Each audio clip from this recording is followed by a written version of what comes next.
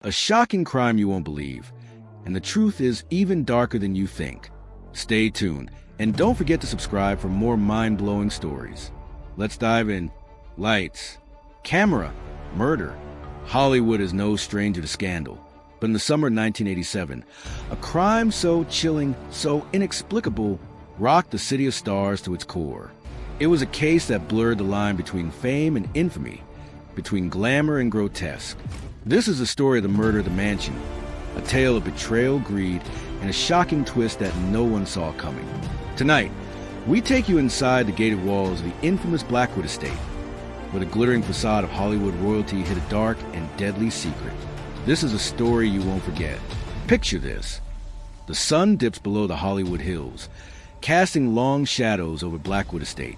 The mansion, a sprawling Spanish-style masterpiece, stands like a fortress of opulence. Its terracotta roof glows in the fading light, and the scent of jasmine from the garden mingles with the faint hum of luxury cars pulling up the winding driveway. Tonight, the estate is alive with the sound of laughter, clinking glasses, and the smooth jazz of a live band. This is no ordinary party. This is a gathering of Hollywood's elite, actors, directors, producers, and power brokers, all here to celebrate the 20th wedding anniversary of Victor Blackwood and Celeste Marlowe. Victor, the acclaimed director behind some of the most iconic films of the 1970s and 80s, is a man who commands respect and fear.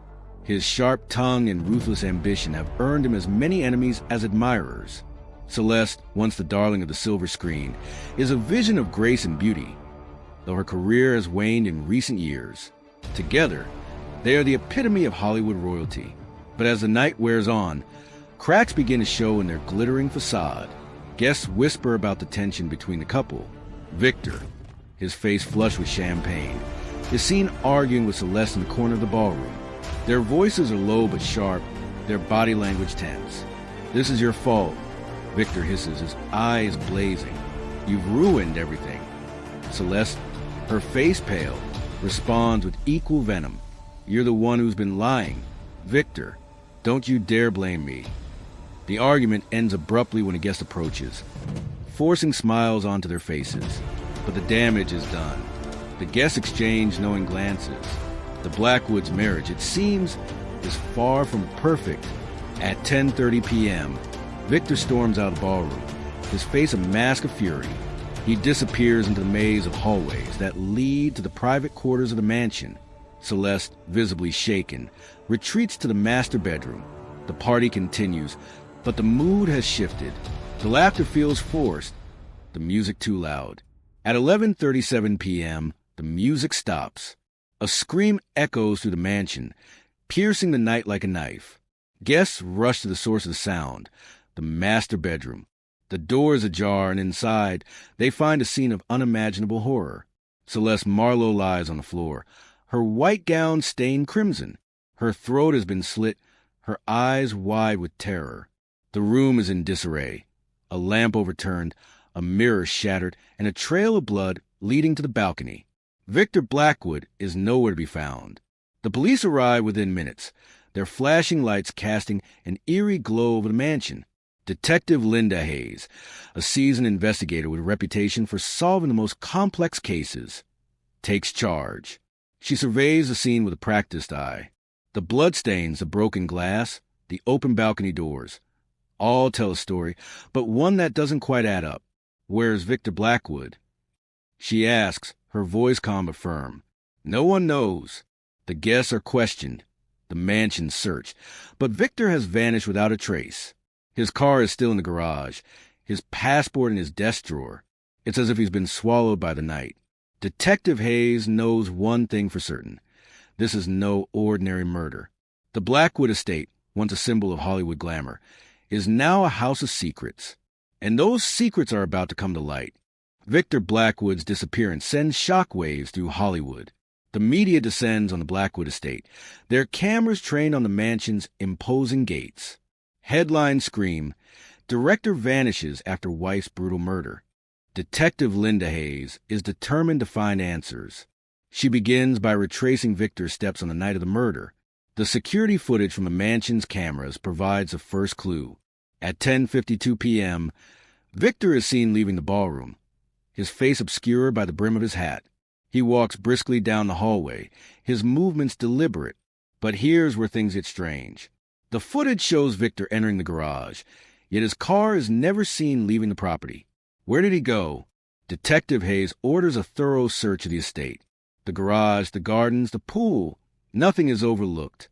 And then, in the dead of night, they find something. Hidden behind a false wall in the basement is a small, windowless room. Inside, they discover a desk, a chair, and a stack of documents.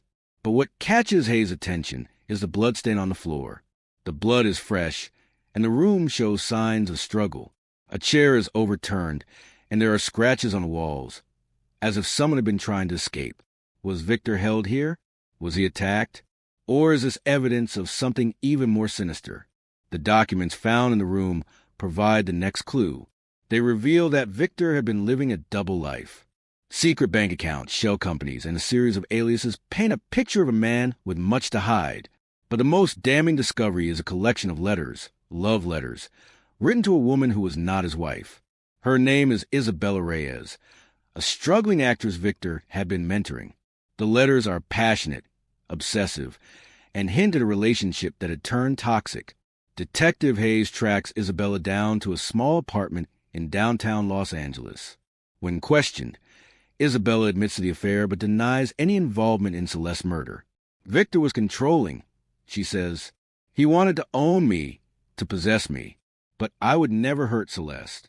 She was kind to me. Isabella's alibi checks out. She had been at a friend's house the night of the murder. But Hayes isn't ready to let her off the hook. Then a breakthrough. One of Victor's shell companies is linked to a property in Mexico, a remote villa near the coast. Hayes dispatches a team to investigate. What they find will change everything. As Detective Hayes delves deeper into Victor Blackwood's life, she uncovers a web of secrets that shocks even the most jaded members of the Hollywood elite. The documents found in the hidden room reveal that Victor had been living a double life. He had secret bank accounts, shell companies, and a series of aliases. But the most damning discovery is a collection of letters, love letters, written to a woman who was not his wife. Her name is Isabella Reyes, a struggling actress Victor had been mentoring. The letters are passionate, obsessive, and hint at a relationship that had turned toxic. Detective Hayes tracks Isabella down to a small apartment in downtown Los Angeles. When questioned, Isabella admits to the affair, but denies any involvement in Celeste's murder. Victor was controlling, she says. He wanted to own me, to possess me, but I would never hurt Celeste. She was kind to me.